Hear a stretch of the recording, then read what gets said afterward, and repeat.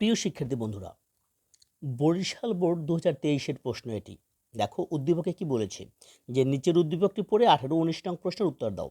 এইখানে তোমরা সি প্রোগ্রামিংয়ের যথাযথ নিয়ম ফলো করে লিখেছে কি, এখানে দেখো ফর লুপ দিয়ে লিখেছে। আমরা একটু এটা লিখি, ফর লুপ দিয়ে কি লিখেছে দেখো, যে ফর লুপ দিয়ে লিখেছে P equal to 0, P less than or equal 10, P plus plus, compiler ইসে কি পি প্লাস প্লাস।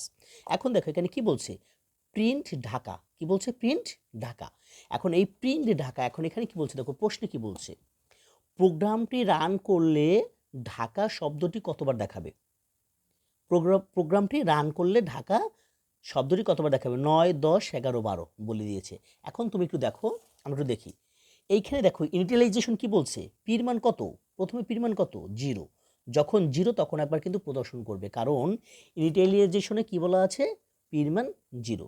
এরপর কি করছে, এই কম্পিলারে কি আছে বলো, পি প্লাস প্লাস মানে কি বলো তো, যে প্রত্যেকবার পি এর মানের সাথে কি হবে, 1 যোগ হবে। তাই যখন 0 একবার, তখন একবার প্রদর্শন করবে, বুঝছো। এরপর যখন 0-র সাথে 1 যোগ হবে তখন কি হবে, 1, তখন এই 1 একবার প্রদর্শন করবে। আর প্রথমে কখন প্রদর্শন করছে, 0-তে একবার প্রদর্শন করছে।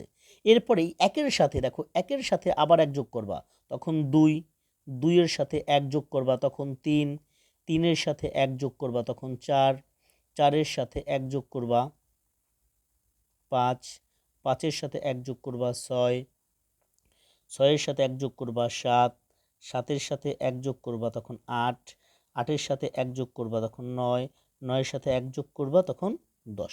তোমাকে কন্ডিশন কি দিয়েছে দেখো, P less than or equal 10, অর্থাৎ পি এর মান কত হতে পারবে, 10-এর ছোট হবে বা 10-এর সমান হবে। এই কারণে আমরা কিন্তু 10 পর্যন্ত গিয়েছি। তো এখন কি বলছে দেখো, কতবার প্রদর্শন করবে বলো তো, যে স্যার 1, 2, 3, 4, 5, 6, 7, 8, 9, 10।